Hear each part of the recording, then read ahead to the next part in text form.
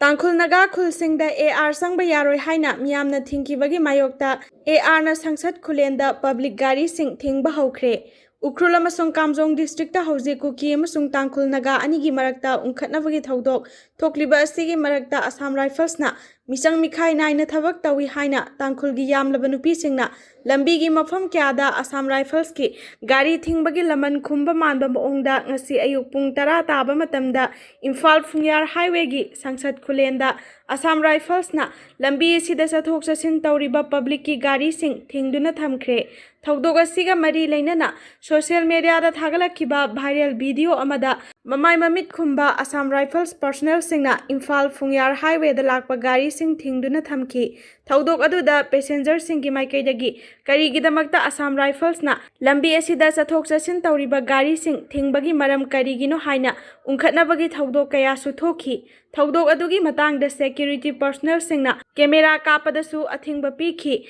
loinana makhoi masak khangdana bahaiduna makhoi gi marks king adu ngaihak leitana sem saba ui duty tawriba Assam Rifles ki kangbu adugi maikaidagi makhoi gi convoy amasung mafam aduda thinglaga thamli haina ngangna bataki public ki gari sing amasung lanai gari sing khamduna thamliba adugi matangda maram amata pikhide atopa pawgi source amanadi Indo Myanmar border rom da lakpa Assam Rifles ki convoy amasung yamlaba nupi singna Phungyar headquarters ta khamhalaga namduna mamai leiraga halhankhre. Sorde Kamjong amasung Kamjong district ta lakpa Assam Rifles ki gari singsu ngasi ayuk anganbada Maslem village ta yamlaba nupi singna thatuna thamki hairi. Ngarangsu Indo Myanmar border damna lakiba Assam Rifles ki convoy ama local khunja singna Wangli village ta thatuna thamki. Thaudok aduda Assam Rifles amasung khunja singi marakta ungkhatnaba thoki. Thaudok aduda khunja singi maikaidagi haukiba May 8 ki ayuk anganbada Myanmar gi lalhauba KNA-B amasung PDF na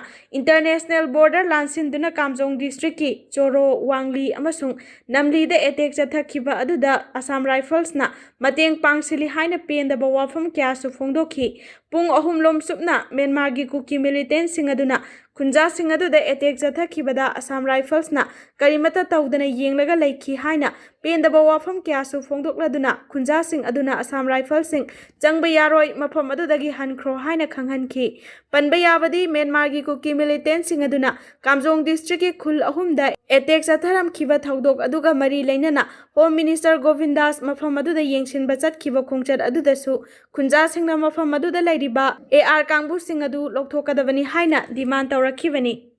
Kamjong gi khunja singda KNA-B amasung PDF singna ot naikhiba aduda Assam Rifles singsu saruk yakhi haina khunja singna maral sirakli. Tha asigi 8 ki ayuk anganbada Myanmar da base tawba Kuki National Army Burma KNA-B amasung People's Democratic Front PDF cadre singna Kamjong district ki Myanmar ga tainabada leiba Tangkhul naga gi khul ahum haibadi Namli Wangli amasung Choro da nongmai kapsinduna amadi yum kaya mai thaduna attack chathaduna khunja sing ot naiba tawkhiba amadi Assam Rifles singsu attack aduda saruk yakhi haina khunja singna maral sirakre haina Ukhrul Times na report tawri. Adubo Assam Rifles nadi khul sing aduda rescue operation chathaduna amadi mafam sing aduda santi amasung security leinaba patrolling sing chathaki haina phongdokhiba laikhre. Ukhrul Times ki report asina makha taribadi Choro khulgi village si phungraingam asari da lauba media interview amagi matung inadi haukhiba May 8 ki Namli Wangli amasung Choro khul singda sathakhiba attack adu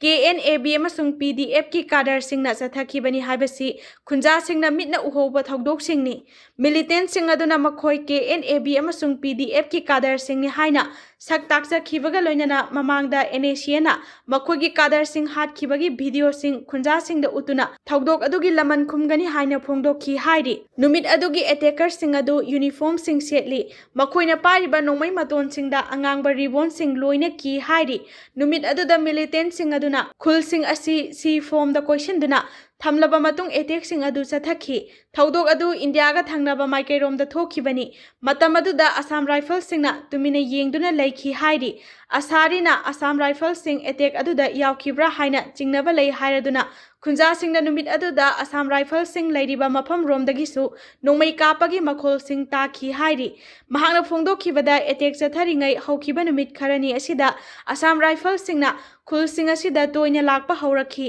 ꯑꯗꯨꯕꯨ ꯃꯃꯥꯡꯗꯗꯤ ꯑꯁꯥꯝ ꯔꯥꯏꯐꯜꯁꯤꯡ ꯑꯁꯤ border pillar ꯌꯦꯡꯁꯤꯟꯕꯒꯤ ꯅꯃꯥꯗ ꯈꯨꯜꯁꯤꯡ ꯑꯁꯤꯗ ꯊꯥ ꯑꯃꯗ ꯑꯃꯨꯛꯇꯪ ꯂꯥꯛꯂꯝꯕꯅꯤ ꯍꯧꯖꯤꯛꯇꯤ ꯍꯞꯇꯥ ꯑꯃꯗ 4-5 ꯂꯥꯛꯈꯤ ꯍꯥꯏꯔꯤ ꯃꯦ 7ꯇ ꯀꯥꯝꯖꯣꯡꯒꯤ ꯈꯨꯜ ꯑꯍꯨꯝꯗ ꯑꯦꯇꯦꯛ ꯆꯠꯊꯔꯤꯉꯩ ꯃꯥꯡꯑꯣꯏꯅꯅ ꯅꯨꯃꯤꯠ ꯅꯤꯅꯤꯒꯤ ꯃꯃꯥꯡꯗ ꯑꯁꯥꯝ ꯔꯥꯏꯐꯜꯁꯤꯡꯗ ꯗ꯭ꯔꯣꯟꯁꯤꯡ ꯁꯤꯖꯤꯟꯅꯗꯨꯅ ꯃꯐꯝꯁꯤꯡ ꯑꯗꯨ ꯁꯔꯚꯦ ꯆꯠꯊꯈꯤ ꯃꯇꯝ ꯑꯗꯨꯗ KNA-B ꯑꯃꯁꯨꯡ PDF-ꯁꯤꯡ ꯈꯨꯜꯁꯤꯡ ꯑꯁꯤꯒꯤ ꯃꯅꯥꯛ ꯅꯛꯅ ꯂꯩꯔꯤ ꯑꯗꯨꯒ ꯑꯁꯥꯝ ꯔꯥꯏꯐꯜꯁꯤꯡ ꯆꯠꯊꯣꯛ ꯆꯠꯁꯤꯟ ꯇꯧꯕꯗ ꯑꯊꯤꯡꯕ ꯄꯤꯈꯤ ꯃꯔꯝ ꯑꯁꯤꯅ ꯑꯁꯥꯝ ꯔꯥꯏꯐꯜꯁꯤꯡꯅ KNA-B ꯑꯃꯁꯨꯡ PDF-ꯁꯤꯡꯗ ꯃꯇꯦꯡ ꯄꯥꯡꯂꯤ ꯍꯥꯏꯕꯁꯤ ꯃꯍꯥꯛꯀꯤ ꯊꯥꯖꯕꯅꯤ ꯍꯥꯏꯔꯤ ꯑꯁꯥꯔꯤꯅ ꯃꯈꯥ ꯇꯥꯔꯗꯨꯅ ꯍꯥꯏ ꯆꯣꯔꯣ ꯈꯨꯜꯗꯒꯤ ꯀꯤꯂꯣꯃꯤꯇꯔ 3-4 ꯂꯥꯞꯅ ꯂꯩꯕ ꯀꯨꯀꯤ ꯈꯨꯜ ꯑꯅꯤ ꯍꯥꯏꯕꯗꯤ ꯌꯨꯡꯅꯣꯝ ꯑꯃꯁꯨꯡ ꯁꯥꯔꯤꯕꯣꯗ KNA-B ꯑꯃꯁꯨꯡ PDF-ꯀꯤ ꯀꯥꯗꯔꯁꯤꯡ ꯆꯪꯖꯐꯝ ꯄꯤꯗꯨꯅ ꯊꯝꯂꯤ ꯃꯍꯥꯛꯅ ꯇꯥꯡꯈꯨꯜ ꯑꯃꯁꯨꯡ ꯅꯥꯒꯥ ꯁꯤꯚꯤꯜ ꯁꯣꯁꯥꯏꯇꯤꯁꯤꯡꯗ ꯑꯁꯥꯝ ꯔꯥꯏꯐꯜꯁꯤꯡ ꯂꯧꯊꯣꯛꯈꯤꯅꯕ ꯍꯣꯠꯅꯕꯗ ꯃꯇꯦꯡ ꯄꯥꯡꯕꯤꯌꯨ ꯃꯔꯝꯗꯤ ꯅꯥꯒꯥ ꯈꯨꯜꯁꯤꯡꯅ ꯑꯁꯥꯝ ꯔꯥꯏꯐꯜꯁꯇ ꯊꯥꯖꯕ ꯊꯝꯗ꯭ꯔꯦ ꯍꯥꯏꯔꯗꯨꯅ ꯇꯥꯡꯈꯨꯜ ꯁꯤꯚꯤꯜ ꯁꯣꯁꯥꯏꯇꯤ ꯑꯣꯔꯒꯅꯥꯏꯖꯦꯁꯟꯁꯤꯡꯅ ꯃꯐꯝ ꯑꯗꯨꯗ ꯅꯥꯒꯥ ꯚꯤꯂꯦꯖ ꯒꯥꯔꯗꯁꯤꯡꯅ ꯈꯨꯟꯖꯥꯁꯤꯡ ꯉꯥꯛꯅꯕ ꯊꯥꯕꯤꯔꯛꯄꯒꯤꯗꯃꯛ ꯊꯥꯒꯠꯄ ꯐꯣꯡꯗꯣꯛꯈꯤ ꯑꯃꯔꯣꯝꯗ ꯅꯥꯝꯂꯤ ꯑꯃꯁꯨꯡ ꯋꯥꯡꯂꯤ ꯈꯨꯜꯁꯤꯡꯒꯤ ꯈꯨꯟꯖꯥꯁꯤꯡꯅꯁꯨ ꯑꯁꯥꯝ ꯔꯥꯏꯐꯜꯁꯇ ꯆꯤꯡꯅꯕ ꯊꯝꯂꯤ ꯃꯔꯝꯗꯤ ꯃꯤꯂꯤꯇꯦꯟꯠꯁꯤꯡꯅ ꯈꯨꯜꯁꯤꯡ ꯑꯁꯤꯗ ꯆꯠꯊꯈꯤꯕ ꯑꯦꯇꯦꯛꯁꯤꯡꯗ ꯇꯨꯃꯤꯟꯅ ꯂꯩꯁꯤꯟꯕ ꯑꯁꯤꯅ ꯃꯔꯝ ꯑꯣꯏꯔꯒ ꯕꯣꯔꯗꯔ ꯑꯦꯔꯤꯌꯥꯁꯤꯡꯗꯒꯤ ꯑꯁꯥꯝ ꯔꯥꯏꯐꯜꯁꯤꯡ ꯂꯧꯊꯣꯛꯈꯤꯕ ꯄꯥꯝꯂꯤ ꯋꯥꯐꯝ ꯑꯁꯤꯃꯛ ꯍꯣꯝ ꯃꯤꯅꯤꯁꯇꯔ ꯒꯣꯕꯤꯟꯗꯥꯁꯅ ꯈꯨꯜꯁꯤꯡ ꯑꯁꯤꯗ ꯌꯦꯡꯁꯤꯟꯕ ꯂꯥꯛꯄ ꯃꯇꯝꯗ ꯗꯥꯕꯤ ꯇꯧꯈꯤꯕ ꯂꯩꯈ꯭ꯔꯦ ꯃꯦ 15ꯗ CM ꯈꯦꯝꯆꯥꯅ ꯆꯨꯔꯆꯥꯟꯄꯨꯔꯗ ꯂꯥꯛꯀꯅꯤ ꯍꯥꯏꯔꯤꯕ ꯄ꯭ꯔꯣꯒ꯭ꯔꯥꯝ ꯑꯁꯤꯗ KNO ꯑꯃꯁꯨꯡ ZRO ꯌꯥꯎꯗꯅꯕ ꯋꯥꯔꯦꯞ ꯂꯧꯈ꯭ꯔꯦ ꯊꯥ ꯑꯁꯤꯒꯤ 15ꯗ ꯆꯤꯞ ꯃꯤꯅꯤꯁꯇꯔ ꯌꯨꯝꯅꯥꯝ ꯈꯦꯝꯆꯥꯟ ꯆꯨꯔꯆꯥꯟꯄꯨꯔꯗ ꯈꯣꯡꯆꯠ ꯄꯥꯡꯊꯣꯛꯀꯅꯤ ꯍꯥꯏꯔꯤꯕ ꯑꯁꯤꯒꯤ ꯃꯇꯥꯡꯗ ꯉꯔꯥꯡ ꯅꯨꯡꯊꯤꯜ ꯄꯨꯡ 2 ꯇꯥꯕ ꯃꯇꯝꯗ ZROꯒꯤ ꯄ꯭ꯔꯁꯤꯗꯦꯟꯠꯀꯤ ꯌꯨꯝꯗ ꯀꯨꯀꯤ ꯅꯦꯁꯅꯦꯜ ꯑꯣꯔꯒꯅꯥꯏꯖꯦꯁꯟ KNO ꯑꯃꯁꯨꯡ ꯖꯣꯃꯤ ꯔꯤꯌꯨꯅꯤꯐꯤꯀꯦꯁꯟ ꯑꯣꯔꯒꯅꯥꯏꯖꯦꯁꯟ ZROꯒꯤ ꯑꯣꯏꯕ ꯖꯣꯏꯟꯠ ꯃꯤꯇꯤꯡ ꯑꯃ ꯄꯥꯡꯊꯣꯛꯈ꯭ꯔꯦ ꯂꯣꯏꯅꯅ ꯃꯤꯐꯝ ꯑꯗꯨꯅ ꯍꯥꯏꯔꯤꯕ ꯄ꯭ꯔꯣꯒ꯭ꯔꯥꯝ ꯑꯁꯤꯗ ꯂꯨꯞꯁꯤꯡ ꯑꯁꯤꯅ ꯁꯔꯨꯛ ꯌꯥꯗꯅꯕ ꯃꯣꯠ ꯑꯃꯠꯇ ꯑꯣꯏꯅ ꯋꯥꯔꯦꯞ ꯂꯧꯈ꯭ꯔꯦ ꯍꯥꯏꯔꯤ ꯃꯤꯐꯝ ꯑꯗꯨꯒ ꯃꯔꯤ ꯂꯩꯅꯅ KNO ꯑꯃꯁꯨꯡ ZROꯒꯤ ꯃꯥꯏꯀꯩꯗꯒꯤ ꯊꯥꯗꯣꯔꯛꯈꯤꯕ ꯖꯣꯏꯟꯠ ꯁ꯭ꯇꯦꯠꯃꯦꯟꯠ ꯑꯃꯅ ꯍꯥꯏꯔꯤꯕꯅ ꯁꯣꯁꯤꯌꯦꯜ ꯃꯤꯗꯤꯌꯥꯁꯤꯡꯗ ꯍꯥꯏꯕꯗꯤ WhatsApp ꯆꯦꯅꯦꯜ Facebook ꯄꯦꯖ ꯑꯃꯁꯨꯡ WhatsApp ꯒ꯭ꯔꯨꯞꯅꯆꯤꯡꯕꯗ ꯀꯨꯀꯤꯁꯤꯡꯒꯤ ꯃꯔꯛꯇ ꯌꯦꯡꯊꯤꯅꯕꯒꯤ ꯃꯇꯥꯡꯗ ꯋꯥꯐꯝ ꯀꯌꯥ ꯁꯟꯗꯣꯔꯛꯂꯤꯕ ꯑꯗꯨꯒ ꯃꯔꯤ ꯂꯩꯅꯅ ꯑꯣꯔꯒꯅꯥꯏꯖꯦꯁꯟ ꯑꯅꯤ ꯑꯁꯤꯒꯤ ꯑꯣꯏꯅ ꯖꯣꯏꯟꯠ ꯃꯣꯅꯤꯇꯔꯤꯡ ꯁꯦꯜ ꯑꯃ ꯁꯦꯝꯕ ꯌꯥꯎꯅ ꯃꯁꯤꯒꯤ ꯃꯇꯥꯡꯗ ꯂꯨꯞ ꯑꯅꯤ ꯑꯁꯤꯅ ꯖꯣꯏꯟꯠꯂꯤ ꯑꯣꯏꯅ ꯄ꯭ꯔꯦꯁ ꯁ꯭ꯇꯦꯠꯃꯦꯟꯠ ꯊꯣꯛꯄ ꯍꯥꯏꯅꯁꯨ ꯌꯥꯅꯈꯤ ꯃꯤꯐꯝ ꯑꯗꯨꯅ ꯃꯈꯥ ꯇꯥꯅ ꯏꯪ 2019ꯒꯤ ꯃꯦ 3ꯒꯤ ꯃꯇꯥꯡꯗ ꯂꯦꯖꯤꯁꯂꯦꯆꯔ ꯂꯣꯏꯅꯅ ꯌꯨꯅꯤꯌꯟ ꯇꯦꯔꯤꯇꯣꯔꯤ ꯑꯃ ꯁꯦꯝꯕꯒꯤ ꯃꯇꯥꯡꯗ ꯂꯧꯈꯤꯕ कमन ओइबा पॉलिटिकल गोल अदु हौजिकसु अहोंबा अमता लेतना लेंगदना लेरी कुकीजो सिंग असि कमन नोमेनक्लेचर ओइबा कांगबु अमनि हाइना हारिबा सिगी मतांगदा जोमी सिंगना हौजिकसु यानिंगद्रे अदुमकपु हारिबा सिगी मतांगदा मथंगी मीटिंग दा टेबल तौबा हाइनसु यानखि जोमीगी लीडर सिंगी माइकैदगी सजेस्ट तौखिबा अमदा कुकी जोमी ताम असि मखोइगी ओइबा कमन पॉलिटिकल मूवमेंट अदुगी बेसिसता अमना अमबु इकाई खुमनबा अमगा लोइनना सिजिनबनी पनबा याबदी KNO गी कैबिनेट की अहानबा मिफमदा कुकी जोगी ताम असि अमता ओइना सिजिननबगी मतांगदा खना नैनबा लैख्रे अदुबु मसिदा जो सिंगना यानिंगदबा फोंदोखिबनी हौजिक चथरिबा पॉलिटिकल डायलॉग असि मॉनिटर तौनबा अमसुंग कोऑर्डिनेट तौनबगी मतांगदा सेंट्रल वर्किंग कमिटी अमा सेमबगी मतांगददी ZRO गी माइकैदगी वाफम असि मखोइगी कैबिनेट अहानबा ओइना थमदुना खनाखिगनी मदुगी मतुंगदा KNO अमसुंग ZRO अनिगी ओइना पांगथोकबा मिफमदा टेबल तौगनी हाइना थमखि CM चुरचांपुरदा लाकपा यारोय UKNA chief minister Yumnam Khemchand चुरचांपुरदा लाकपा यारोय हाइना ननसु ग्रुप अमा ओरिबा United Kuki National Army UKNA ना अकनबा वार्निंग थमलकली लुप असिना थादोरकपा चेरोल अमना हाई मे 15 दा चीफ मिनिस्टर ना चुरचांपुर डिस्ट्रिक्ट लाकनी हाइना थौरांग तौरिबसी कुकी गी मियामदा कायहौबा ओइना थोकनी कुकी एरियादा लैरिबा विलेज चिफसिंग कम्युनिटी लीडरसिंग अमदी सिविल सोसाइटी ऑर्गेनाइजेशन सिंगना चीफ मिनिस्टर की खोंचत असिदा करिगुंबा मखल अमतगी थौरांग तौरोइदबनी फ्रंट लाइन एरिया नि हाइना मांगजोंगना लाउथोखराबा मफमदा चीफ मिनिस्टर ना संगलकपदा कनागुंबा लनाई मियोय नत्रगा लुप अमतना कोऑपरेशन पीबा यारोय करिगुंबा वाफम असि थौसाददुना चुरचांपुरदा चीफ मिनिस्टर लाकपा तारबदी मदुदा थोरकपा अफा फतकी टेक्चाक पुमनमक थौरम असिबु सिलि लांगलिबसिंग अमदी सौगलिबसिंगना पुगदबनी कुकीजो प्रूफ की सेपरेट एडमिनिस्ट्रेशन नत्रगा लेजिस्लेचर लेबा यूनियन टेरिटोरी सेमबगी वाफम नौहौना पल्लदुना चेरोल असिना हाय पॉलिटिकल सोल्यूशन पोरक्ट्रिंगैदा मैतैगी लुसिंगबा नत्रगा ऑर्गेनाइजेशन अमता कुकी सिंगना नमना तारिबा मफमदा चंगलकपा यारोय लेंगाकी एम्प्लॉई सिंग अमदी स्टेट सर्विस दा लैबा सिंगनासु चीफ मिनिस्टर की खोंगचत असिगा मरी लेनना मसागी ऑफिशियल ड्यूटी दगी नेशनल ड्यूटी ना हेना मरु ओइना लौगदबनी चैरकसिदा cookie national organisation अमसुंग Jaume रियूनिफिकेशन organisation ना मिफम अमा पांगथोक्तुना मे 15 दा लाकदौरिबा चीफ मिनिस्टर की चुरचांदपुर खोंगचत असिदा मखल अमतगी mateꯡ पांगदनबा अमसुंग छौगतनबा वारेप लौख्रे कुमजा 2023 की मे 3 दगी मैतै अमसुंग कुकीजो की मरक्ता कांगलुप की इरांग थोख्रबा मतुंगदा UKNA की वाफम असि फोंदोरकपने पितंबरा स्कूल की मपू की यूम की गेटा सखंगदबसिंगना बोम अनि थमलमले इंडिगो इम्फाल की मैनेजर की यूमदसु बोम लंगसिलमले ngasi ayuk pung 5:95 rom taba matamda porompat police station की मनुंग चनबा ब्रह्मपुर गुरु अरिबम लेकायदा लैबा गुरु अरिबम बाबानंद शर्मा चाही 52 अपोकपा लैखिद्रबा जी विनोद कुमार शर्मा की गेटा मसक खंगदबसिंगना हैंड ग्रेनेड अनि थमलमबदगी पुलिस अमदी बोम एक्सपर्ट की कांगबुना असोय अंगाम यावदना लौथोखरे हाइरी पावसिना हाई हैंड ग्रेनेड अनि अदु अमुबा मसुगी प्लास्टिक खाव अमदा हापतुना थमलंबनी खाव अदुगी मनुंगदा वार्निंग KCP PWG हाइना थाबचे अमसु यावरमखी हाइरी पावसिना मखा तारिबदी बोम थमलमनिबा गुरु अरिबम भवानंदा क्वा कैथेल दा लैबा पितंबरा इंग्लिश स्कूल की चेयरमैन ओइबदा नतना पैलेस कंपाउंड दा लैबा क्रिस्पा दासिनी advance hospital and research institute की डायरेक्टर सु ओइबा मिसकनी हाइरी नाकल अमरोमदा ngarang nongyai matung pung 12 minute 95 rom taba matamda Imphal East District की कोंगपाल खाइदेम लेकायदा इंडिगो इम्फाल की मैनेजर ओइबा निंगथौजम सुनील की मयुमदा सखंगदबसिंगना बोम अमा लंगसिलमले हाइरी बोम अदु महा की का मनुंगदा ताखी अदुबु पोखाय हौदबदगी बोम एक्सपर्ट की कांगबुना लौथोखरे हाइरी हौजिक फावबगी ओइनदी बोम अदु कनाना करी मरमगिदमक लंगसिलमलिबनो हाइबा खंगबा ngamdri थौदोक अदुबु माइकै अदोमगी मियामना यानिंगदबा फोंदोक्तुना वाकत खोंजंगसु चंगसिनख्रे हाइरी सर्च ऑपरेशन दा KCP की कादर अमा खुलाई कया मरुम का कोनना फारे मणिपुर पुलिस अमसुंग सेंट्रल सिक्योरिटी फोर्स सिंगना स्टेट असिदा लॉ एंड ऑर्डर निंगथीना ngakpa ngamnabagidamag sing amasung tampaki singnaba mafam singda leptana counter operation sing leptana sathari ngarang kaksing district ki irengban hawairo awang lekai da sathakiba search operation da security force na aina thingkhraba lalholup kanglaipa communist party KCP taibangan bagi active kader ni haiba laisangthem ibungo sing chahi 50 irengban hawairo awang lekai kaksing district asi phabangam khibaga loinana mangondagi automatic rifle ama yauna firearm mari tongan tongan ba nomai sing empty magazine 53 51 HE bomb ama para bomb ani detonator 13 lethot cell mari amasung tongan tongan ba nomai singi live round 1950 humdoi amasung mobile phone ama fagat pangam khi hairi state asida LPG amasung thau gi awat pa leire haribadu aranbani director state असिदा LPG अमसुंग petroleum product की अवाट पर लेरे हाइना फोंदोरकलिबा असि अरानबनी थवोंग असि consumer सिंग अमसुंग मियामबुल लाना लमजिंगबा अरानबा पावनी हाइना CAFNPD की डायरेक्टर युमनाम नेल्सन थादोरकपा चेरोल अमना हाइरी चेरोल असिना मखा ताना हारिबना स्टेट असिदा LPG पेट्रोल अमसुंग डीजल की अवाट पर लेते हाइबसी state level coordinator Indian Oil Corporation Limited IOCL ना कंफर्म तौरे स्टेट असिदा LPG अमसुंग पेट्रोलियम प्रोडक्ट सिंग असि स्टॉक ता मरांग कायना लई लोइना स्टेट असिदा हारिबा पोटलम सिंग असि सप्लाई तौबगी थबकसि यामना स्मूथ ओइना सथरि स्टेट असिदा LPG अमसुंग पेट्रोलियम प्रोडक्ट सिंग असि स्टॉक ता मरांग कायना लैबा मरमना अयत अपन अमत यावदना कंज्यूमर सिंग अमसुंग मियामदा येंथोकपगी थबक तौरी मरम अदुना मियामना पेनिक बाइंग नत्रगा करिसु नतबा पेट्रोलियम प्रोडक्ट सिंग असि पैसिंदुना थंबा तौबिदना बा डिपार्टमेंट की माइकैदगी कंज्यूमर सिंग दा अपील तौरी असिगुंबा थवोंग सिंग असिना खुदोंग थिबा थोअनबा याय कनागुंबा सिंगना हारिबा पोटम सिंग असि पैसिंदुना ब्लैक मार्केट ना सिंगबगी थवोंग सिंग सथारबदी चपसाबा एक्शन लौखटकनी पेट्रोल अमसुंग डीजल सिंग जेरिकिंदा लौबगी ओइनदी अथिंगबा थमली हाइरी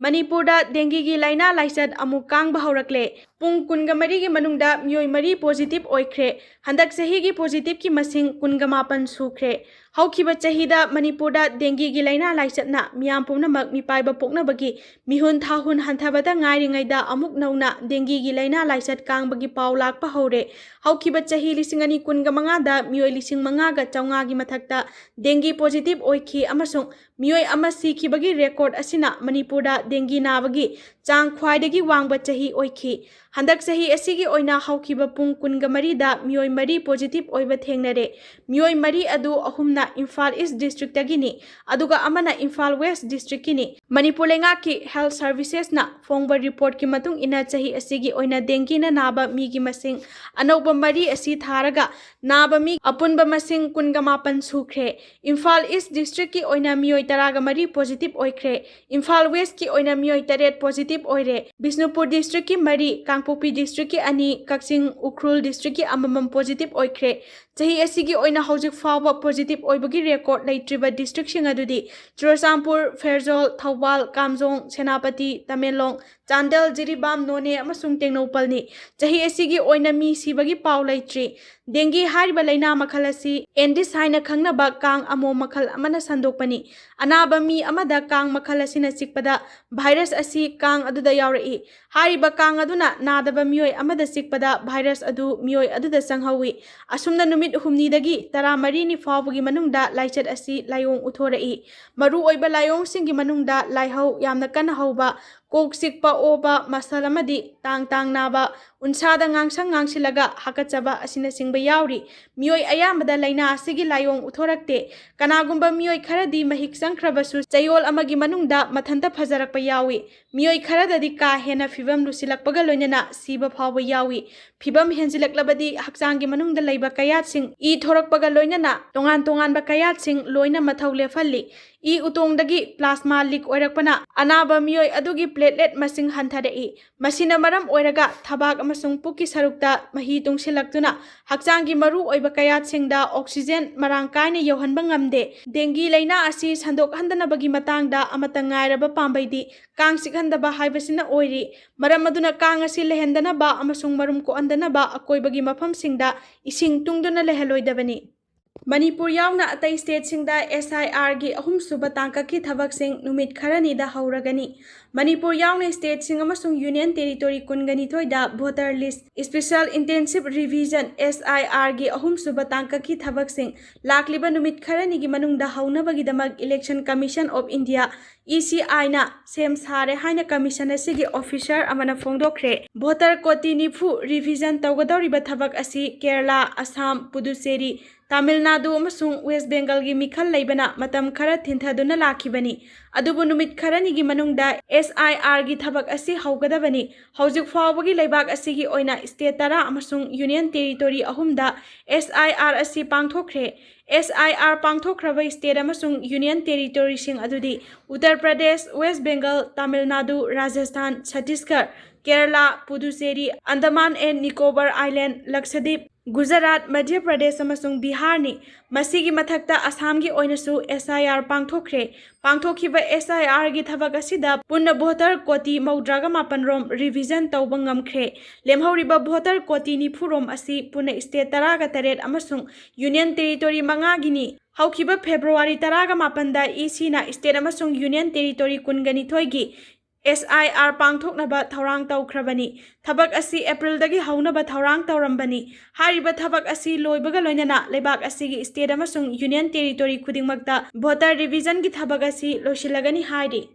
ꯆꯍꯤ ꯑꯁꯤꯒꯤ ꯃꯦ 3ꯗ ꯄꯥꯡꯊꯣꯛꯈꯤꯕ NEET UG 2026ꯀꯤ ꯑꯦꯛꯖꯥꯝ ꯀꯦꯟꯁꯦꯜ ꯇꯧꯔꯦ ꯅꯧꯅ ꯃꯇꯝ ꯂꯦꯞꯂꯒ ꯑꯦꯛꯖꯥꯝ ꯄꯥꯡꯊꯣꯛꯂꯒꯅꯤ NTA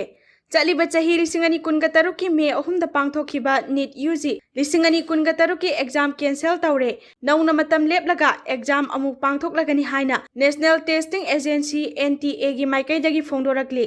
NTAꯒꯤ ꯗꯥꯏꯔꯦꯛꯇꯔꯅ ꯉꯁꯤ ꯊꯣꯛꯈꯤꯕ ꯆꯦꯔꯣꯜ ꯑꯃꯗ ꯍꯥꯏꯔꯤꯕ ꯑꯦꯛꯖꯥꯝ ꯑꯁꯤꯒꯤ ꯁꯤꯁꯇꯦꯝ ꯑꯁꯤ ꯍꯦꯟꯅ ꯐꯒꯠꯍꯟꯅꯕ ꯇ꯭ꯔꯥꯟꯁꯄꯦꯔꯦꯟꯁꯤ ꯂꯩꯍꯟꯅꯕ ꯑꯃꯁꯨꯡ ꯑꯁꯣꯏꯕ ꯀꯌꯥ ꯂꯩꯔꯦ ꯍꯥꯏꯅ ꯃꯔꯥꯜ ꯁꯤꯔꯛꯂꯤꯕꯁꯤꯡ ꯅꯤꯡꯊꯤꯅ ꯊꯤꯖꯤꯟꯗꯨꯅ ꯁꯦꯝꯗꯣꯛꯄ ꯉꯝꯅꯕ ꯁꯦꯟꯇ꯭ꯔꯦꯜ ꯑꯦꯖꯦꯟꯁꯤꯁꯤꯡ ꯂꯣ ꯑꯦꯟꯐꯣꯔꯁꯃꯦꯟꯠ ꯑꯦꯖꯦꯟꯁꯤꯁꯤꯡꯅ ꯄꯤꯕ ꯔꯤꯄꯣꯔꯠꯁꯤꯡꯒꯤ ꯃꯇꯨꯡ ꯏꯟꯅ ꯁꯦꯟꯇꯔ ꯂꯩꯉꯥꯛꯀꯤ ꯑꯌꯥꯕꯒ ꯂꯣꯏꯅꯅ ꯍꯥꯏꯔꯤꯕ ꯍꯥꯏꯔꯤꯕ NEET UG 2023 ꯄꯥꯡꯊꯣꯛꯈꯤꯕ ꯑꯦꯛꯖꯥꯝ ꯑꯁꯤ ꯀꯦꯟꯁꯦꯜ ꯇꯧꯅꯕ NTA ꯅ ꯋꯥꯔꯦꯞ ꯂꯧꯕꯅꯤ꯫ ꯃꯁꯤꯒ ꯂꯣꯏꯅꯅ ꯅꯧꯅ ꯃꯇꯝ ꯂꯦꯞꯂꯒ ꯑꯃꯨꯛ ꯍꯟꯅ ꯍꯥꯏꯔꯤꯕ ꯑꯦꯛꯖꯥꯝ ꯑꯁꯤ ꯄꯥꯡꯊꯣꯛꯀꯅꯤ ꯍꯥꯏꯔꯤ꯫ NTA ꯅ ꯃꯈꯥ ꯇꯥꯅ ꯐꯣꯡꯗꯣꯔꯛꯈꯤꯕꯗ ꯁꯦꯟꯇ꯭ꯔꯦꯜ ꯂꯩꯉꯥꯛꯅ ꯍꯥꯏꯔꯤꯕ ꯍꯤꯔꯝ ꯑꯁꯤ central bureau of investigation (CBI) ꯗ ꯁꯤꯟꯅꯗꯨꯅ ꯃꯄꯨꯡ ꯐꯥꯅ ꯌꯦꯡꯁꯤꯟꯅꯅꯕ ꯋꯥꯔꯦꯞꯁꯨ ꯂꯧꯔꯦ꯫ ꯃꯁꯤꯒꯤꯗꯃꯛ ꯃꯊꯧ ꯇꯥꯕ ꯄꯣꯠꯂꯝ, ꯔꯦꯀꯣꯔꯗꯁꯤꯡ ꯑꯃꯗꯤ ꯃꯇꯦꯡꯁꯨ NTA ꯅ ꯄꯤꯒꯅꯤ꯫ ꯃꯍꯩꯔꯣꯏꯁꯤꯡꯒꯤ ꯏꯟꯇꯔꯦꯁꯇ ꯑꯃꯁꯨꯡ ꯅꯦꯁꯅꯦꯜ ꯑꯦꯛꯖꯥꯃꯤꯅꯦꯁꯟ ꯁꯤꯁꯇꯦꯝ ꯑꯁꯤꯗ ꯊꯝꯂꯤꯕ ꯊꯥꯖꯕ ꯑꯗꯨ ꯁꯛꯈꯪꯕ ꯑꯣꯏꯅ ꯈꯣꯡꯊꯥꯡ ꯄꯨꯝꯅꯃꯛ ꯑꯁꯤ ꯂꯧꯔꯛꯄꯅꯤ꯫ ꯅꯧꯅ ꯑꯦꯛꯖꯥꯝ ꯑꯃꯨꯛ ꯄꯥꯡꯊꯣꯛꯄꯗ ꯀꯦꯟꯗꯤꯗꯦꯠꯁꯤꯡ ꯑꯃꯁꯨꯡ